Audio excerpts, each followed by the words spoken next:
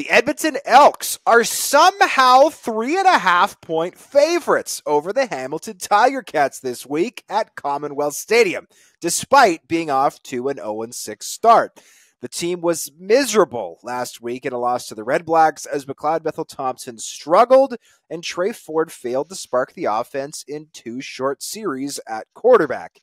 Meanwhile, the Tiger Cats got off the schneid with a win over their rival Argos, despite allowing a punt return touchdown to Janarian Grant.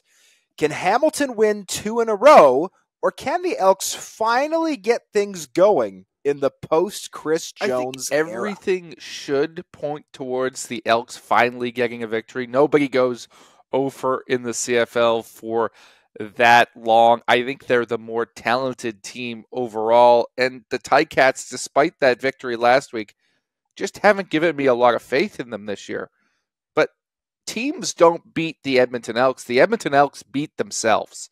And right now, I don't trust what's going on inside that organization at all. And it comes down to the quarterback situation. McLeod Bethel-Thompson, of course, went off last week on short weeks trying to defend player safety or whatever his impassioned point was. But buried within all of that, Hodge, was a point that a lot of people missed. He called the fact that he got pulled off for a couple series for Trey Ford horrible. Said there was no way he could establish a rhythm.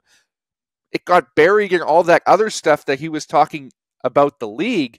But if they continue this setup of putting Ford on the field, which there's going to be a lot of pressure to do so in Commonwealth Stadium with fans chanting his name thanks to that 0-6 start, then I think McLeod's going to struggle again. And I think it's going to cause a little bit of a rift in that team if they don't have one true quarterback. I think this is going to be a close one, but in the end, the Elks will beat themselves like they always do. I proudly stated last week that I wouldn't take the Hamilton Tiger Cats to win until they won a game.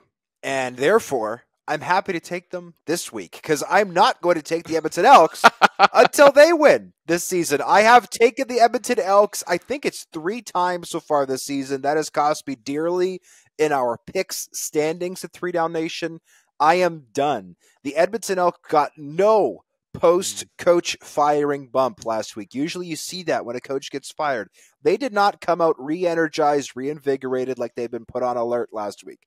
Last week, they looked like a hungover teenager getting out of bed the night after a bender. It was ugly. And it was an ugly football game, and right now they're an ugly team. I am not taking Edmonton until they win a game. I like some of the moves that interim general manager G. Roy Simon has made thus far. I do think that Jarius Jackson is a good coach, but this team right now is not working. It is dysfunctional. I will take the Hamilton Tiger Cats. I still don't trust the Tiger Cats very much. Last week's win, they got some, I won't call them fluky plays, but plays where you wonder how sustainable, right, this style of winning is. Are you going to block a punt every week? Are you going to get a fumble return touchdown every week? The answer is probably not.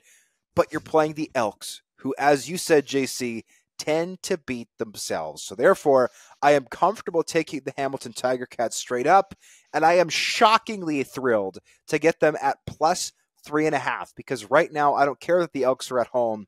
They shouldn't be getting points to anybody, even if the Ticats are a 1-win football team. So I will take the Tabbies to win and cover for the final game of Week 8. And as always, we thank you for checking out our picks for Week 8 in the Canadian Football League. Please check back to our podcast feed, our YouTube channel on Monday as we break down all the action, of course, with Justin Dunk as well as JC Abbott and myself. We'll see you then. Enjoy the games.